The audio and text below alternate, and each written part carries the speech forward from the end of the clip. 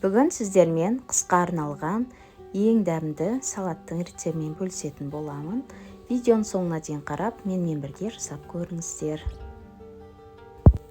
Біздің салатымызға қызанақ, болгар бұрышы, сәбіз, пияз және де сарымсақ қажет болады. Міне барлығын жуып, осылай дайындап аламыз. Қызанағымызды ет тартқыштан өткізіп аламыз. Болгар бұрышымызды 4 бұрышты етіп тураймыз. Және де пиязымызды тураймыз. Сәбізімізді өткіштен осылай өткізіп аламыз.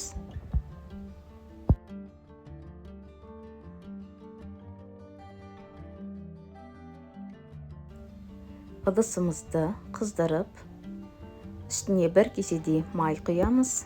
Одан пиязымызды салып, қуырамыз.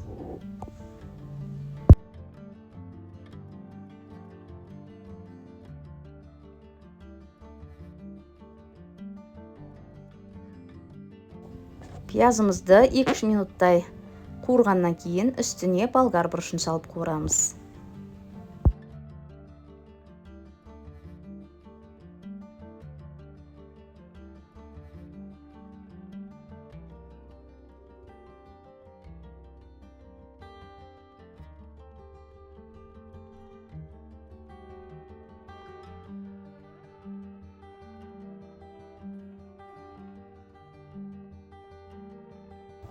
Болгар бұрышымызды 8 минуттай қуырамыз.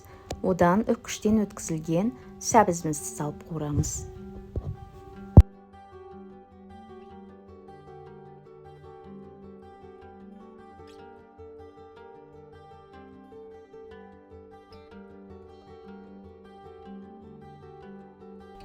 Сәбізімізді салып 10 минуттай осылай қуырып шығамыз. Біздің болгар бұрышымыз және сәбізіміздің көлемі біраз кішірейеді. Енді қызанақтарымызды қосамыз.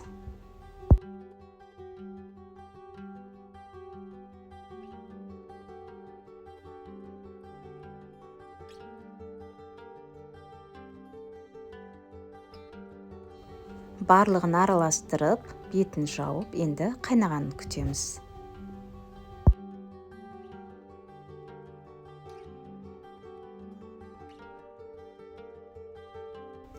Міне қайнап жатыр. Осы бір қайнаған кезінде біз 2 ас қасық уксус қосамыз. Одан біз 3,5 ас қасық қант, 3,5 ас қасық тұз қосамыз. Осы кезде мен 1 ащы бұрыш қостым. Сіздер өз қалауларыңыз бойынша, егер ашты жақсы көрсеңіздер, 2-3 ащы бұрыш қоссаңыздар болады. Мен ұсақтап турап қостым.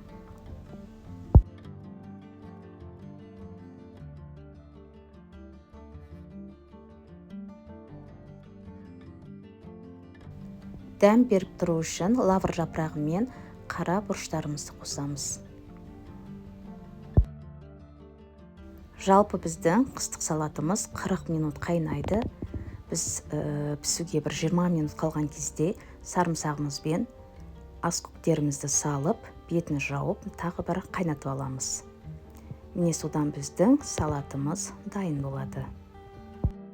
Дайын болған салатымызды буланған ыдыстарымызға салып, қақпағын қатты етіп бекітеміз. Одан 2 тәулікке көрпеге орап, салаттарымызды қалтырамыз. Міне біздің салаттарымыз осындай болып шығады. Өте дәмді, жасап көріңіздер, ас болсын.